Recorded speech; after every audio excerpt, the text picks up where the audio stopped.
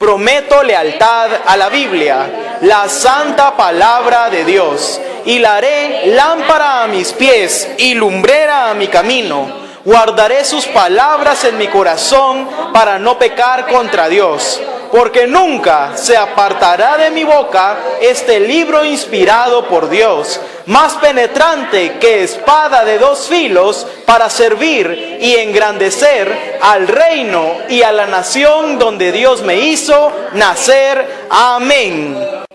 Levante sus manos conmigo y pidámosle una vez más de su misericordia. Esa misericordia que dice la palabra que es mejor que la vida. Señor, venimos este día clamando a ti por tu misericordia, porque tengas a bien en esta hora poder escuchar nuestro clamor, porque tengas a bien en esta tarde poder recibir nuestra adoración, poder recibir nuestra ofrenda, poder recibir nuestra gratitud, poder recibir todo nuestro ser con olor fragante a ti, Señor. Perdónanos, límpianos de toda maldad, apártanos del enemigo, Señor, y lava nuestros oídos para que podamos recibir la incorruptible, siempre viva palabra de Dios. Amén. Amén. Y yo quiero enmarcarle el día de hoy la posición de humanos que tenemos. Diga humanos. Sin lugar a duda, los humanos somos la creación o el sello de la creación, ¿verdad? De Dios, porque fuimos prácticamente lo último que el Señor creó. ¿Por qué alguien va a hacer algo de último? Es que lo estoy esperando hasta el último momento para hacerlo. ¿Por qué será? Porque cuando vamos a hacer algo de último, quiere decir que no podemos hacer eso sin haber preparado un lugar donde ponerlo, ¿verdad? Donde acomodarlos. Por ejemplo, si alguien va a comprar una televisión, dice, es que yo voy a comprar una mi bonita televisión, pero mejor me espero porque no tengo dónde ponerla. Entonces primero voy a comprar el mueble para ponerla, voy a ver las instalaciones. ¿Por qué? Porque quieren que lo que va a comprar les dure, ¿verdad? Y quieren tratarlo bien, porque todos nosotros sabemos que si usted cuida y trata bien los objetos, las cosas, le van a durar, le van a gratificar a usted y no va a perder, ¿verdad? Entonces, lo mismo hizo el Señor con nosotros. Primero dice en Génesis 1:1 que en el principio creó Dios los cielos y la tierra, que la tierra estaba desordenada y estaba vacía. Pero desde ahí dice que el Espíritu de Dios se movía sobre la faz de las aguas. ¿Se recuerda cuando sus hijos estaban pequeños? Usted les servía en un lado del plato un poquito de una cosa, del otro, y él venía y lo revolvía todo. ¿Cómo se miraba el plato? Feo, ¿verdad? Todo revoltijeado, ¿verdad? Igual estaba la tierra, o sea, estaba todo desordenado, no había ningún orden. Dice la palabra que la tierra era un caos, o sea, estaba en desorden, estaba feo, horrible, ¿verdad? Entonces Dios, que es un Dios de orden, decidió descender a la tierra y ordenar el planeta, ordenar todo, y empezó por decirle a todo el mundo, a toda esta tierra desordenada que estaba. ¿Y qué fue lo primero que Dios dijo? Reconozcamos que Dios es una sola persona, pero que tiene tres personalidades. O sea, no tres personas, sino que son tres personalidades de Dios. Por ejemplo, como que digan, usted es enojado, pero usted también es muy buena persona. Pero también es amoroso. O sea, es la misma persona, pero manifestada en diferentes maneras, ¿verdad? Es igual que Dios es Padre, Hijo y Espíritu Santo. Son tres. Nosotros somos espíritu, alma y cuerpo. Y aún es Satanás, como todo lo quiere andar copiando, él también es Satanás, el anticristo y el falso profeta, o el espíritu ese diabólico de él, ¿verdad? Entonces, porque lo divino siempre se representa en números de 3 o 7, ¿verdad? Dios nos creó a tal punto, a su perfección, que nos hizo igual que Él, nos hizo como pequeños dioses. A cada uno de nosotros nos hizo conforme a su imagen y conforme a su semejanza. Eso quiere decir que nosotros, así en nuestro físico, se parecen a Dios. O sea, no somos como los ángeles, así como nos decían antes, ¿verdad? Que al morir íbamos a convertirnos en ángeles. Eso no es cierto, ¿verdad? Porque los ángeles son una creación totalmente diferente al servicio de la iglesia, al servicio de nosotros, ¿verdad? Se recuerda cuando Eliseo estaban en medio de un valle, en una tienda, en una carpa, y dice que el siervo salió a ver y dice que se asustó y dijo: Padre mío, que perecemos. Porque dice que el ejército sirio los tenía rodeados ya para matar al profeta. Y entonces él, preocupado, entró y le dijo al profeta: Padre, perecemos, que mira el ejército que nos está cubriendo, perecemos, le dijo. Entonces el profeta, muy calmado, le dijo: tranquilo, Giesi, tranquilo. Y dice que le pidió al Señor: Señor, abre sus ojos para que vea.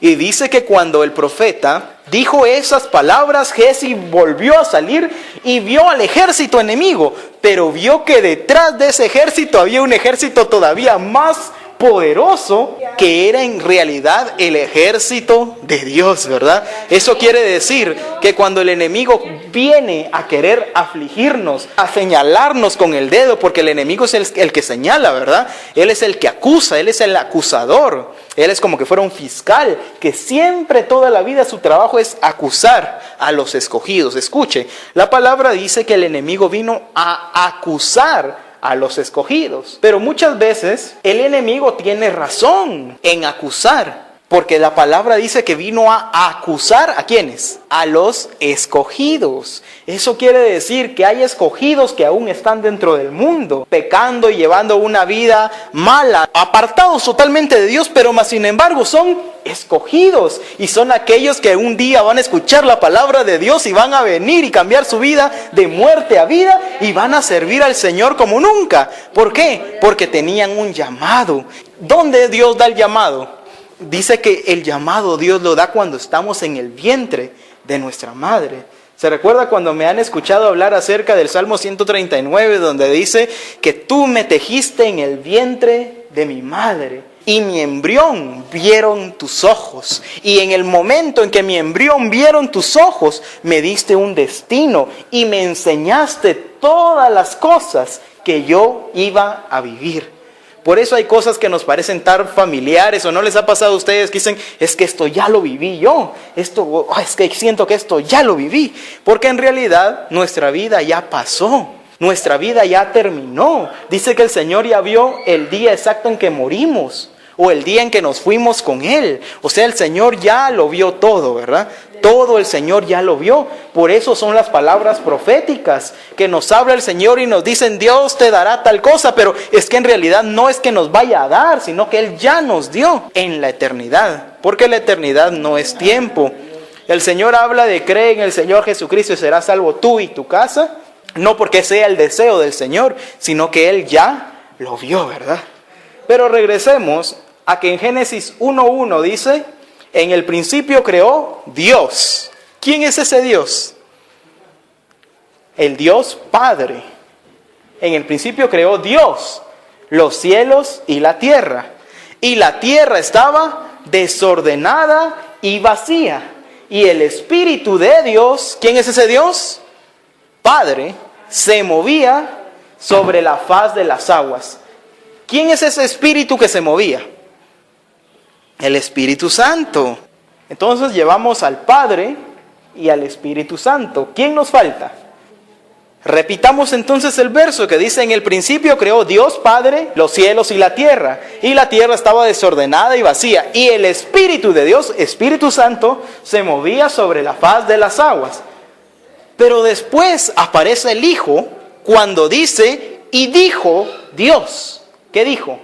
Sea la luz. Y fue la luz, dice la palabra de Dios.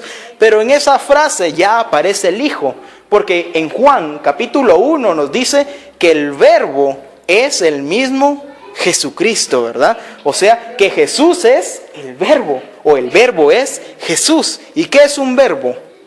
El verbo es una palabra que está en continuo movimiento, o sea, una acción, algo que da órdenes. Eso es un verbo. Y dice el mismo Mateo, Lucas, Juan y todos ellos, incluso en Marcos, que el Señor es la palabra de Dios. O sea que ¿quién es la palabra? Es Jesucristo, porque Jesucristo es el verbo hecho carne. Eso quiere decir que Jesucristo mismo es la palabra. Por eso decimos acepte la palabra o reciba la palabra. Porque ¿quién es la palabra? Jesucristo es la palabra. Entonces, cuando Dios dijo algo, ¿qué salió de su boca? Palabras. ¿Y quién es Jesús? Palabra. Entonces, desde el versículo 1 de Génesis aparece la persona de Dios, ¿verdad? Y adivinen dónde termina en Apocalipsis. En que el Padre, el Hijo y el Espíritu Santo se vuelven uno y la iglesia se vuelve la esposa de Jesucristo, ¿verdad? Y la Trinidad diabólica de Satanás termina atrapada para siempre en el lago de fuego. O sea, el plan de Dios ha sido el mismo toda la vida. Desde que el Señor creó todas las cosas, las hizo con un plan, ¿verdad? O sea, Dios no se equivocó cuando Adán y Eva pecaron. No que Dios haya dicho, bueno, ahora ya se acabaron los planes que tenía para los humanos. No, sino que ¿qué pasó? Dios tenía un plan B, pero el plan no iba a cambiar. El plan era el mismo siempre. El plan de Dios fue el mismo siempre. Pero a lo que voy es que el humano es el sello de la creación. Pero por tal razón tenemos tantos y tantos enemigos, ¿verdad? Enemigos espirituales que quieren acabar con los escogidos de Dios, enemigos espirituales que quieren destruirnos. Se da cuenta que la palabra de Dios no dice que viene a acusar a los hijos de Dios, sino que viene a acusar ¿a quiénes? A los escogidos, porque muchos son los que dicen ser hijos de Dios o no, pero dice que muy pocos son los escogidos. Entonces, antes de ser usted un hijo de Dios, procure que Dios lo escoja a usted. Levante la mano, como cuando alguien dice, ¿quién quiere apuntarse para esto? Usted levanta la mano y ¿qué pasa? Lo escogen, ¿verdad? Por eso he estado hablando últimamente del hijo adoptado. Porque el hijo adoptado no, ay, ni modo, es mi hijo. Sino que el hijo adoptado fue escogido. Y nosotros de Dios no somos hijos de sangre, sino que somos hijos adoptados. ¿Qué pasa con el pueblo de Israel? Con los israelitas. Ellos son hijos de sangre del Señor, si se puede decir así. Pero ¿qué pasa? Odian al Señor. ¿Y por qué pasa eso? Porque dicen, ni modo, somos hijos de Él, ahora Él nos tiene que salvar. Y no es así, ¿verdad? Aunque el amor de Padre siempre termina salvándolos el Señor. Si usted ha leído la Biblia alguna vez, se da cuenta que el Señor siempre termina salvando a su pueblo, ¿verdad? Y dice que el Señor en la tribulación va a hacer pacto con las fieras y va a hacer pacto para que no los maten y va a salvar a su pueblo de sangre. ¿Por qué va a salvarlos? Porque el Señor no deja abandonados a sus hijos, ¿verdad? Y dice la palabra, pues aunque ustedes siendo malos dan buenas cosas a sus hijos, cuánto más vuestro Padre que está en el cielo sabrá dar buenas cosas a los que se lo piden, ¿verdad? Por eso usted escucha de tantos testimonios de gente que ni es creyente y le pide al Señor y el Señor le contesta. ¿Sabe por qué? Porque el Señor es bueno y misericordioso y no hace acepción de personas, ¿verdad? El Señor lo que quiere es la fe, que le creamos lo que estamos pidiéndole, ¿verdad? Pero les decía que el ser humano es la creación más débil que hay, que con una cosita se cae. Si no, mire a David, supuestamente el más fuerte que había, tirado en un desierto. Mire a Juan, tirado, preso en la isla de Patmos, ya casi sin ninguna esperanza. Mire a Elías, escondido por una mujer, le tuvo miedo a una mujer y se fue a meter a una montaña escondido. O sea, mire a Judas, el que negó a Jesús. ¿Cree que Jesús odiaba a Judas? No, alguien lo tenía que negar y le tocó. Judas hizo eso. Y muchos decimos que Judas eligió el árbol equivocado, porque en vez de irse a postrar al árbol del que se hizo la cruz, se fue a colgar de un madero. Si Judas hubiera venido a pedirle perdón al Señor, el Señor lo hubiera perdonado y se lo hubiera llevado a su reino. Pero eligió incorrectamente, ¿verdad? Diga elegir. Usted puede ser la peor persona del mundo y caer en lo mismo hasta 1000 veces el mismo día. Pero si usted acepta que usted tiene la potestad de elegir, su vida puede cambiar, ¿o no? Claro, porque dice el Señor que el Señor nos dio libre albedrío. ¿Qué es el libre albedrío? De escoger entre lo que es bueno y lo que es malo. Dios les hablaba continuamente a los discípulos, pero una y otra vez los discípulos volvían a caer en lo mismo y volvían a caer en lo mismo y volvían a caer en lo mismo. Y el Señor les decía, hombres de poca fe. ¿Se recuerda cuando el Señor se les apareció en el agua? ¿Y qué dijeron los discípulos? Miren, un fantasma, les decían, ¿verdad? El Señor, a Jesús, un fantasma, y se alborotaron ahí en la barca, y el Señor les habla y le dicen, no temáis, pues soy yo. Y se levanta Pedro y dice, maestro, tú eres. Le dice, sí, Pedro, soy yo. Sí, Pedro, soy yo.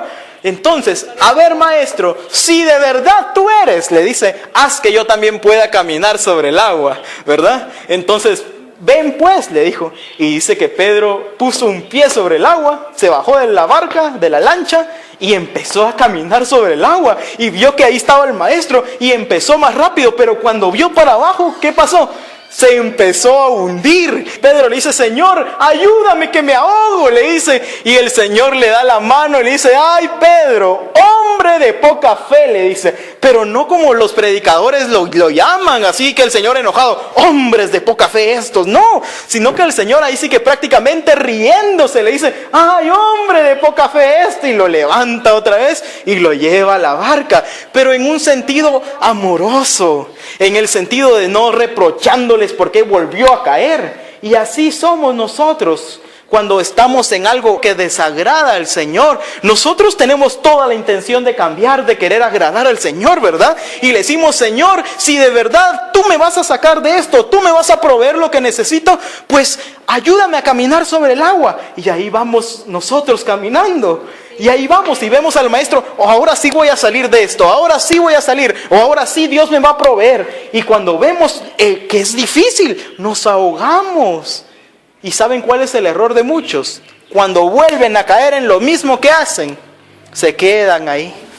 ¿Por qué? Le fallé al Señor. El Señor ya no me va a recibir otra vez. No, es que ya mucho le fallé al Señor. Mejor me voy a arreglar y cuando esté bien voy a regresar con Él. ¿Verdad que no es así? Porque pensamos que el Señor va a estar enojado con nosotros, ¿verdad? Pero el Señor nunca va a estar enojado con nosotros, sino que Él con este rostro amoroso nos va a decir, te estás hundiendo otra vez, ¿verdad? Pero no importa, solo dame la mano otra vez y yo te saco adelante otra vez. ¿Y saben cuál es el secreto? Que no importa cuántas veces nos caigamos, nos estemos ahogando en la misma poza de siempre. Lo que importa es que cada vez que caigamos le digamos de todo corazón al Señor, mira, Señor, me estoy ahogando, así que mi única salida eres tú. Dame la mano y vuelvo a salir. Y sabe que el amor de Dios dice que rompe todo temor. El perfecto amor de Cristo echa fuera todo temor, ¿verdad? ¿Qué tenemos que hacer siempre? O tal vez tenemos deudas y todo, y a veces le empezamos a querer al Señor porque vamos a poder pagar todo y tener una libertad financiera, ¿verdad? Pero de repente miramos que ya estamos donde mismo y nos ahogamos. El Señor solamente quiere que le digamos que nos agarre Él. Y que aunque nos ahoguemos hasta 3 veces al día, Él nos va a volver a sacar. Pero tenemos que creer en ese Dios amoroso. No en un Dios enojado. En los años 80, un predicador empezó a predicar acerca de un mundo pecador en las manos de un Dios enojado. Imagínese eso. Cuando Dios está enojado, ¿qué pasa? Consume a todos y los mata a todos, ¿verdad? ¿O no ha sido así? ¿No ha leído usted la Biblia que así es? Cuando Dios se enojó contra un pueblo, ¿qué le dijo a Saúl? Vas a ir a ese pueblo y vas a matar a hombres, mujeres y bebés, que no quede nada. Ay, qué Dios tan malo, ¿verdad? Pero ellos no eran buenos tampoco, ¿verdad?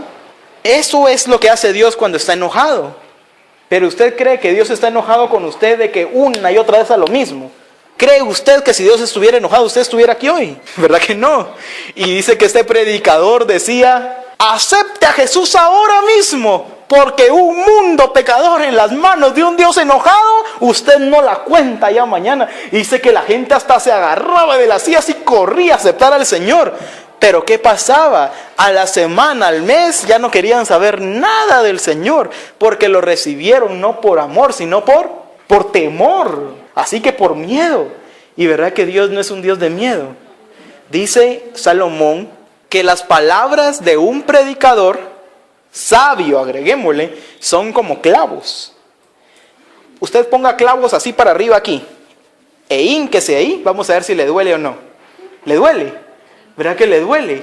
Y dice Salomón que eso está en Eclesiastés 12, que las palabras de un predicador son como esos clavos. Cuando uno se hinca sobre esos clavos, ¿será que duele? ¿Verdad que duelen las palabras con que Dios nos quiere corregir o no duelen? Duelen, ¿por qué? Porque es verdad. Pero dice Eclesiastés que como dolían mucho las palabras del predicador o de él mismo, él trataba de buscar palabras dulces con que decirles esas verdades, ¿verdad? Entonces nosotros tenemos que mostrar el mensaje de Jesucristo con palabras agradables al oído, para que la audiencia pueda fijarse en que Dios es un Dios amoroso, que está esperando a que ellos se arrepientan para darles una nueva vida, para extenderles la vida, ¿verdad?